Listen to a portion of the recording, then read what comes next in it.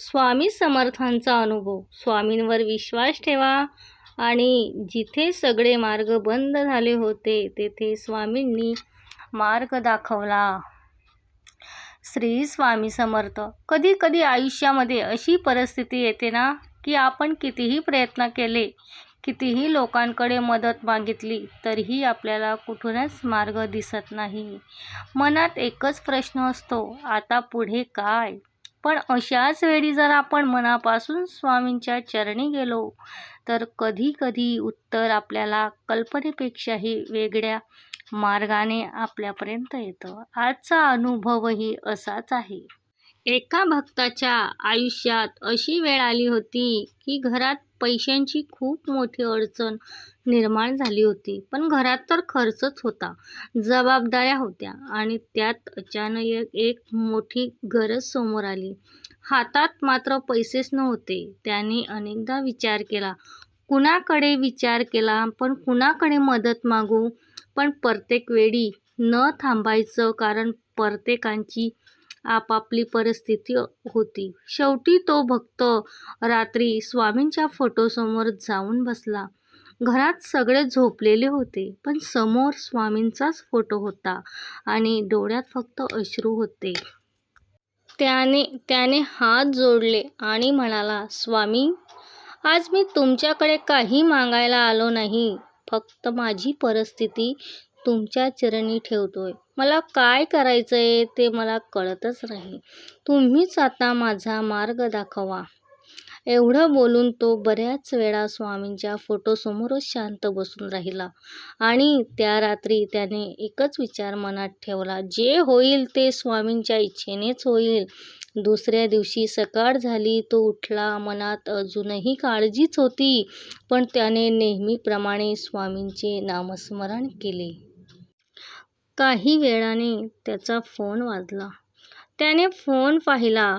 एका व्यक्तीचा फोन होता, पण ज्याच्याशी त्याच बऱ्याच दिवसापासून बोलणंही झालंच नव्हतं.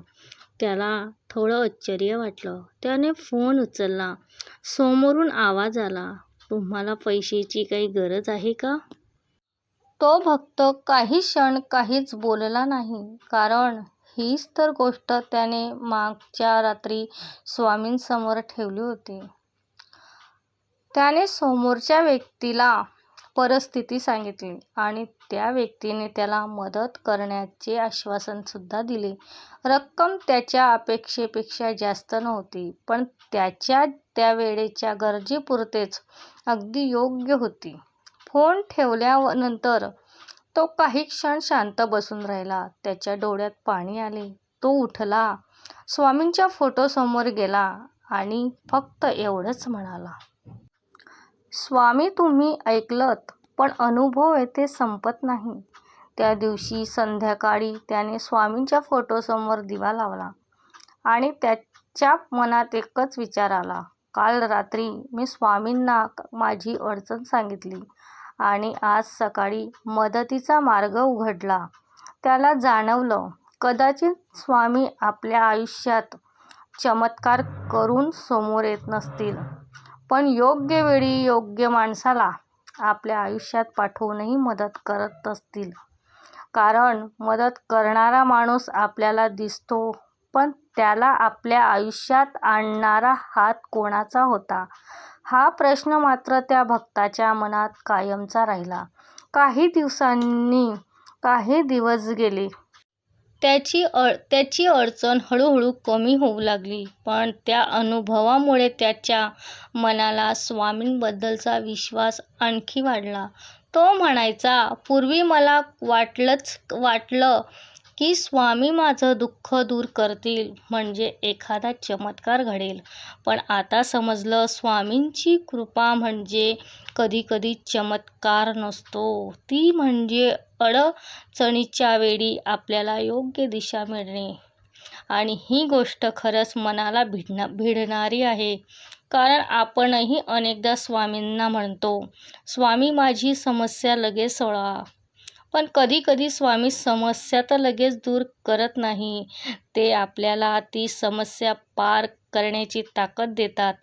कधी एखादी व्यक्ती मदतीस पाठवतात, कधी एकदा नवीन मार्ग दाखवतात. कधी एखादा निर्णय घेण्याची बुद्धी देतात आणि कधी फक्त आपल्याला मनात शांतता देतात. त्या भक्ताने शेवटी स्वामींच्या फोटोसमोर हात जोडले आणि म्हटलं, स्वामी, माझी प्रार्थना ऐकलीत म्हणून धन्यवाद नाही म्हणणार, कारण तुम्ही माझ्यापासून कधी दूर नव्हता. दूर मी झालो होतो. मित्रांनो, तुमच्या आयुष्यातही अशी कोणती अडचण असेल जिचा मार्ग तुम्हाला सध्या दिसत नसेल, तुमच्या समोर उघडलेला असेल. फक्त विश्वास ठेवा. श्री स्वामी समर्थ. आणि जर तुम्हालाही स्वामींच्या कृपेचा एखादा अनुभव आला असेल तर तो अनुभव कमेंटमध्ये नक्की लिहा. कदाचित तुमच्या एका अनुभव एखाद्या दुसऱ्याच्या दुःखी भक्ताला आशा देईल. तर सगळ्यांना श्री स्वामी समर्थ.